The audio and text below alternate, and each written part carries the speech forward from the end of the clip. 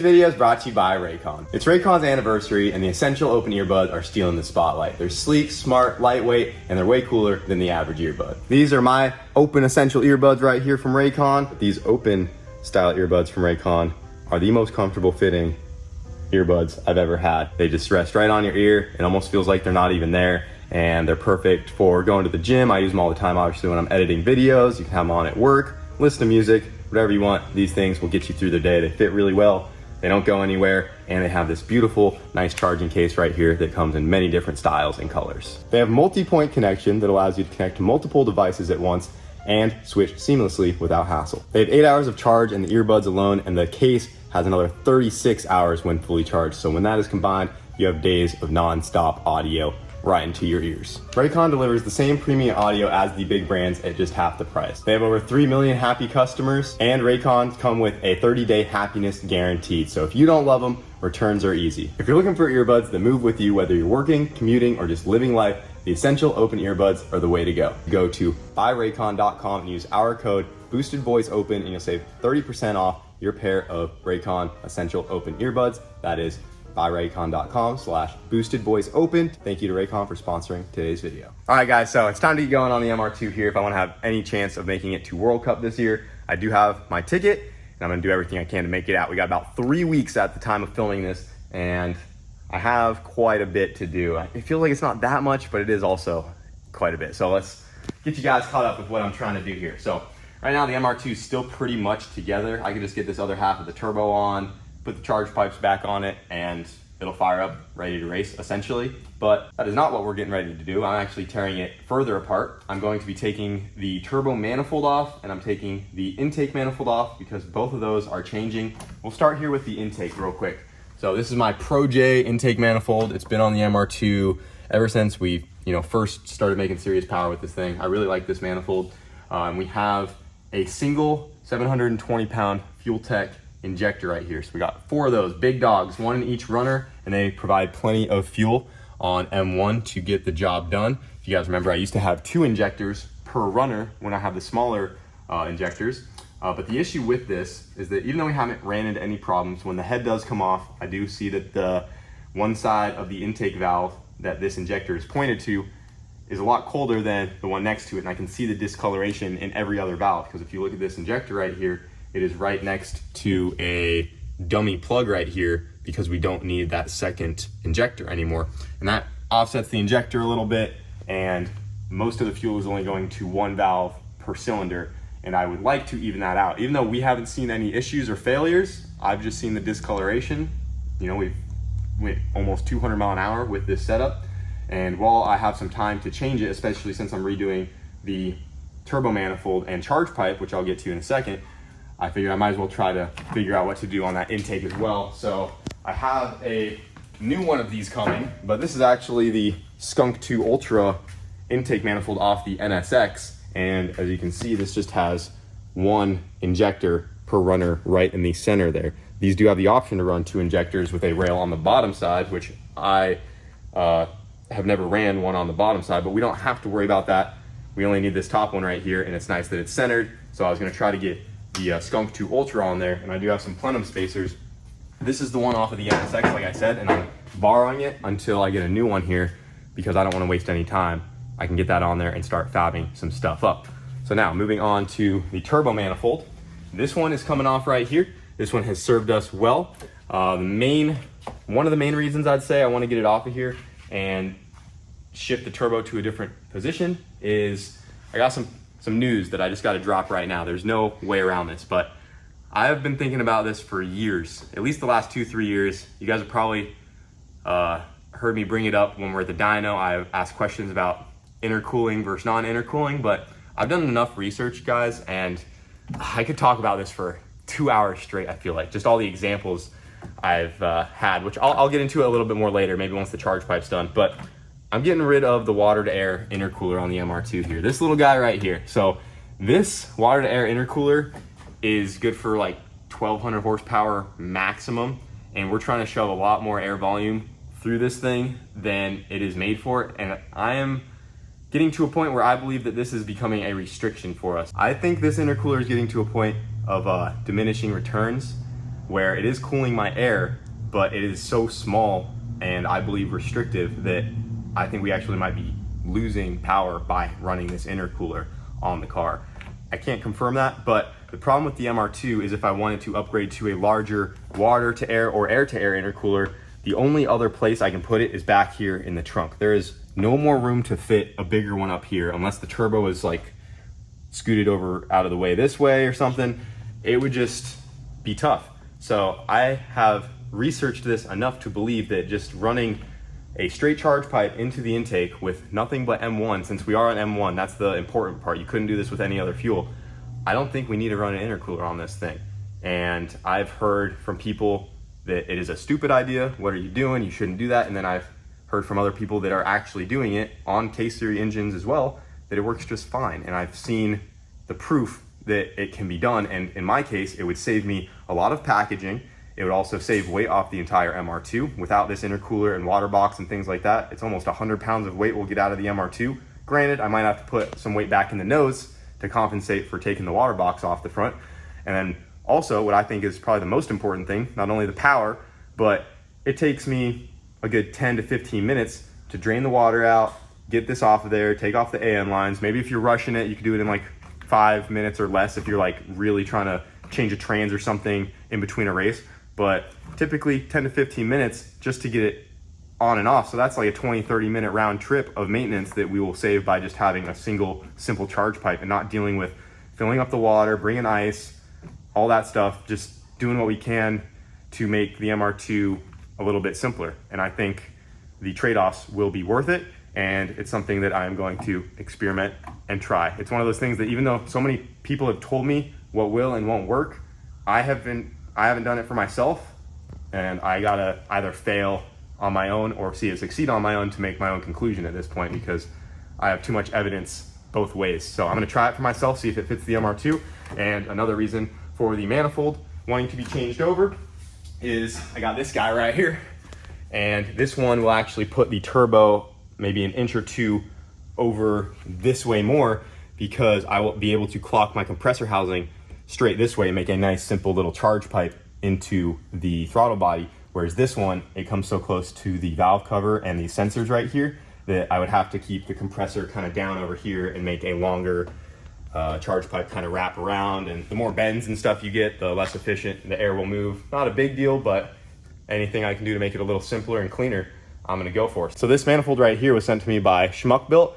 This isn't the final one that I'm going to be running. We're actually trying to make a different one right now as we speak with bigger runners and just bigger volume for the big turbo that we got going on this thing. But this is built off the same jig, and he had this one in stock, so he got this one shipped to me. So for now I can at least get this on there, and it will put the turbo in the right place so I can start fabbing stuff up, similar to how I took that intake manifold off the NSX, just so I can get a head start on getting some things fabbed up, because if I waited for all the stuff to come in, that might set me back, a week or so waiting on all this, when I have it all laying around so I can get going on it right now. Like I said, my original plan wasn't even to get to World Cup, but we're going for it. So if you come over here, now that we got the turbo manifold and intake manifold situation out of the way, I got this right here, boys. This is gonna be the new Turbski going on the MR2. This is the biggest turbo that we've ever had on the car. And it's actually the biggest turbo we've ever ran on anything on the channel. It's actually the same turbo that will be on the 2J Civic, but that is not running yet. So this will be the biggest turbo we have ran. This is a Precision 8685. It's their latest one. It's good for like 1800 horsepower.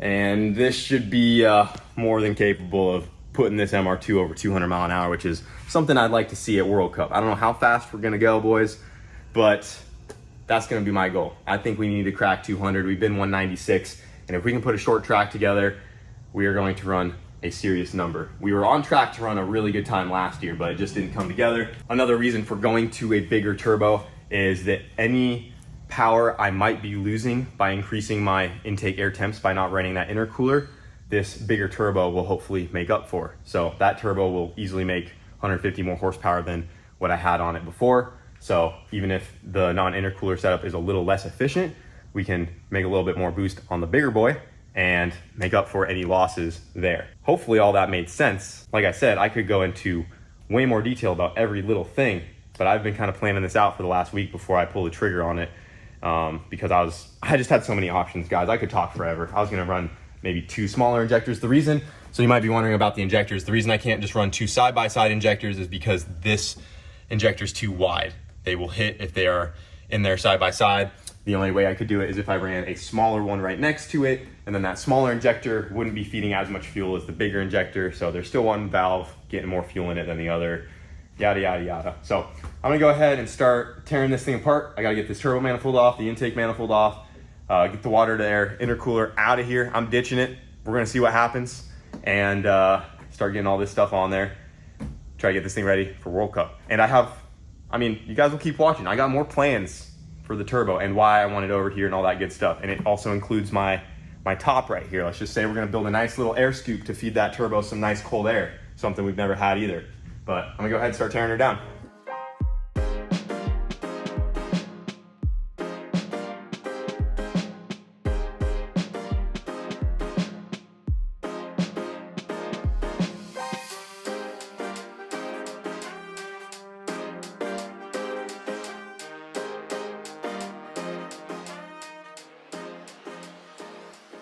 So I got everything pulled off as far as the intake and turbo manifold goes. Got the water to air intercooler out of there.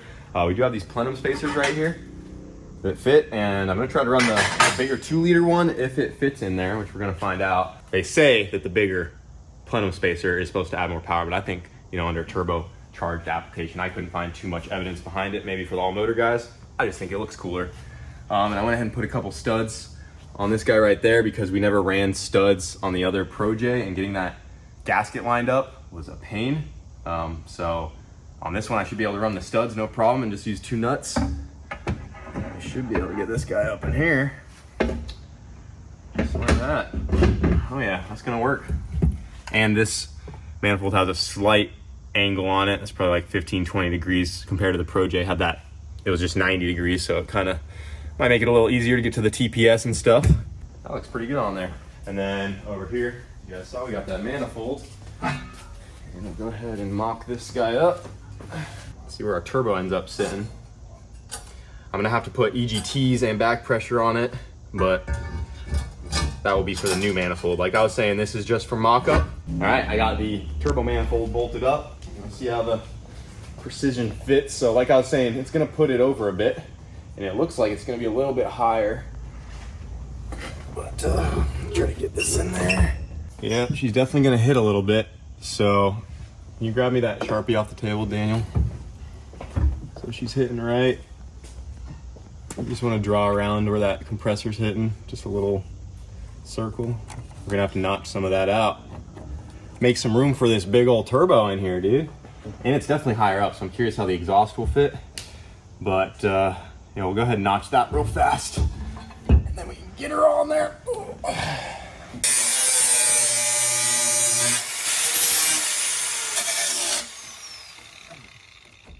The things we do to make big turbos fit. We got the turbo on there, got it bolted down where it's gonna go. We had to clearance it out right there, as you guys saw. So I just notched it around the compressor housing. This manifold did bring it up a ways, and then it, like I said, brought it over this way, probably about a good inch. The exhaust actually is going to not be too hard to modify. So since I have a lot of wiggle room back here, even though it's over this way a bit, it almost bolts right up. It just hits right here.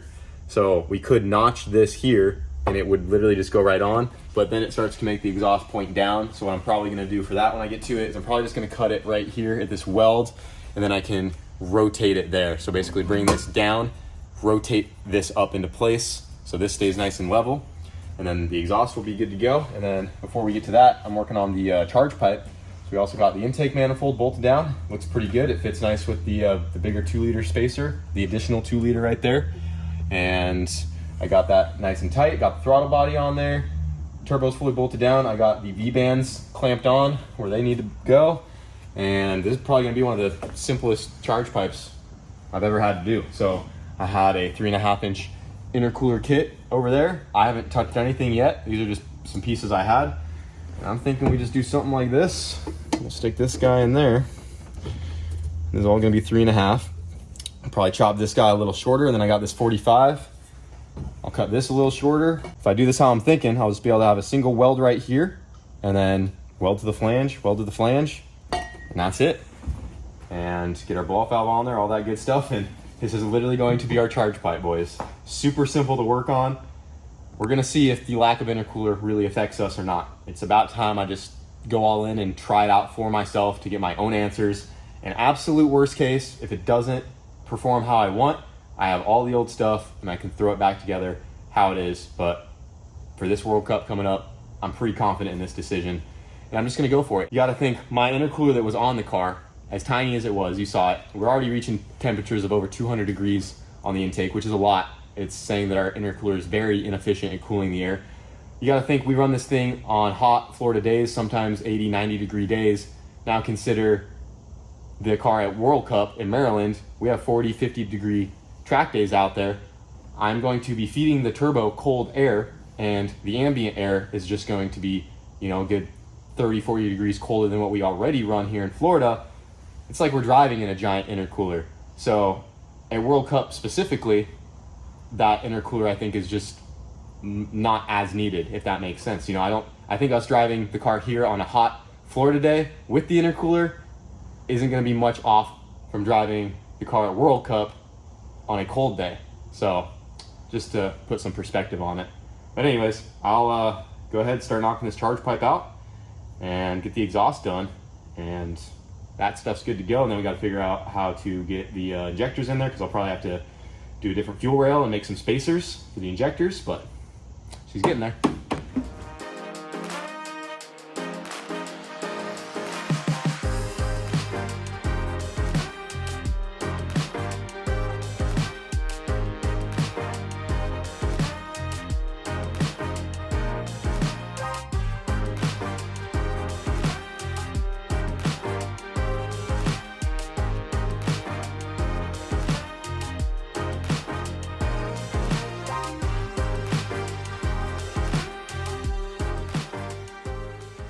All right, guys, we got the intercooler charge pipe, not intercooler. There is no more intercooler. All right, guys, I got the new charge pipe mocked up right here, got it tacked up. I think it came out pretty good with that manifold bringing that turbo over. Definitely made it nice that I was able just to clock it like that. It goes right into the throttle body there. I still have to get it fully welded out, but I still have some other things that I need to get done before I worry about that. The hard part's done, it's mocked up, and the new manifold should hopefully be here sometime next week, and I'm probably gonna leave that just kind of tacked in position just in case there's any little difference. Even though it is the same jig, I'd hate to weld this all up and it's just like barely off, where I could just break the tacks apart and kind of finesse it if I needed to. So I'm happy with that for right now.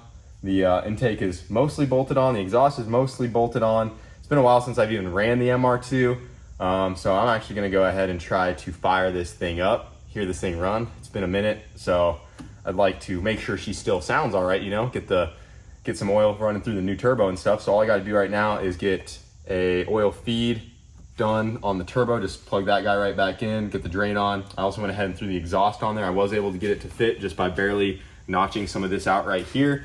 I will probably end up redoing it to get it perfect, but just for a startup, that'll do. I also got the injectors on there. I still have to modify some stuff to get that permanent. I am gonna have to drill into my intake when I get the new one. So this one I didn't want to drill into it, so I made some spacers that will work for now.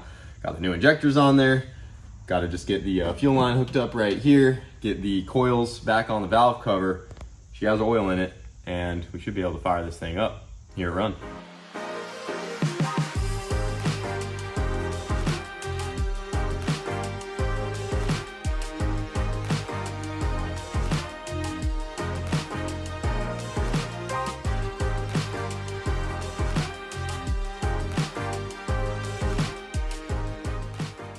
All right, got the oil feed and return on. Coils are plugged in, ready to go. Fuel system should be good. Got the throttle cable on there, TPS plugged in. I don't have any of the gaskets on the intake right now, but it's clamped on there nice and tight, so it should be enough just to idle. And then as you can see, we got those injectors centered in each of the runner. I also went ahead and got the battery charged up. Might take a second to build fuel pressure since I have the fuel system and everything apart, but we'll go ahead and crank it. And hopefully she builds up some fuel pressure and fires up, get some methanol running through this thing again. Watch our brand new 8685 start spooling up. Fire in the hole.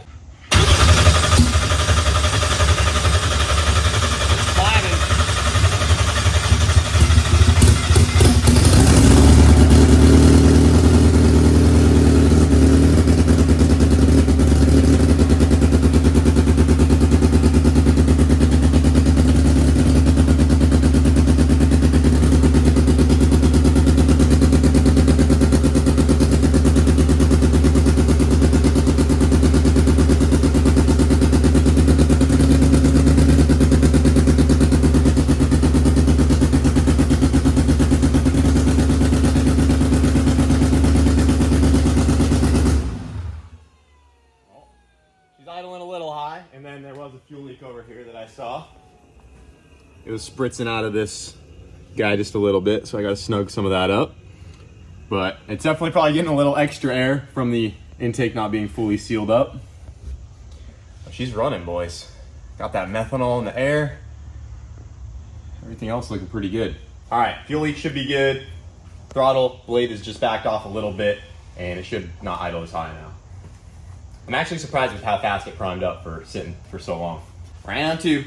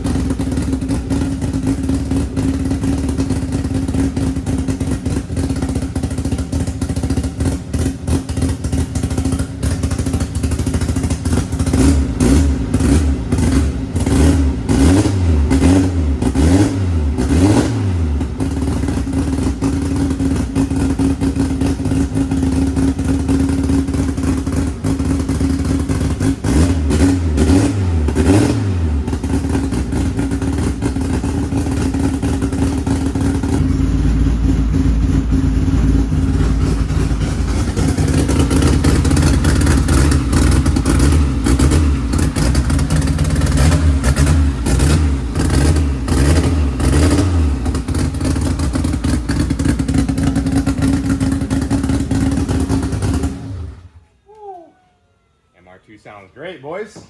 So I don't want to get too much heat through it, especially since that's not going to be the manifold I'm using. Don't want to get the stuff too hot, but I just want to make sure that everything still sounds good and she sounds healthy after sitting for several months. So like I said, I got to wait on the final manifold to get here and fully get this charge pipe finished out. There were some other options that I was looking into as far as boost control goes. I probably won't go into it too much for this video. Just with limited time, we'll see what we end up doing. Because if you guys remember, we did have a boost control problem in like 4th gear. It was just dropping off boost. The last time we had it out testing, I was on a pass to run a really good time, but the boost dropped off and we were trying to figure that out. So I'd also like to get a dyno session scheduled as well, just to kind of run through it, see what kind of power we're making now that the intercooler's not on there. And there's still a pretty long list of things to do, but I was able to get a lot done over these last couple days, just getting all this stuff knocked out. So she's getting there. We have 3 weeks until World Cup. Let me know what you guys think about ditching the intercooler. I'm curious to hear your opinions as well. Like I said, I've had a lot of time into making this decision, a lot of time in research, and most people tell me not to do this. I'm going against the grain here. I'd say 80% of the people I talk to are like, that's a bad idea. It's going to hurt the engine. Why would you do that? You need an intercooler. It's crucial. And I have enough evidence to just go with my gut to think that it's going to work out. So we'll see. I just have many other examples. I'll probably talk about it more in other videos. I mean, there's a reason pro mods don't have intercoolers. A lot of the V8 guys don't have intercoolers. They give all kinds of reasons that, you know, those are bigger displacement engines. They can get away with it. These smaller engines need intercoolers, all kinds of stuff. But I'm like, end of the day, it's still an engine. And there are many examples of 4 cylinders and smaller engines working just fine without them. And in my case, specifically in this MR2 here, the packaging is just going to be so much nicer. Working on it will be quicker. I don't have a big water to air in the back here that's going to add extra weight behind those rear tires, because you guys know these MR2s like to wheelie with all this weight in the back. Plus, I could put it up in the cab over there. That was another option by the passenger seat, but then I'd have to run my charge pipes through that firewall and it would just make it more of a pain to work on. Trust me, guys, every angle has been considered, but I'd like to know what you guys think. But for now, I'm gonna wrap it up because this was probably just a lot of talking and getting the single charge pipe done, but it has been, quite a bit just over these last couple days to get the MR2 back together here, and I still got a lot to go to get it ready for World Cup. Hope you guys are excited. I'm gonna do my best to make it out there. Hope to see you guys there, and we'll see you later.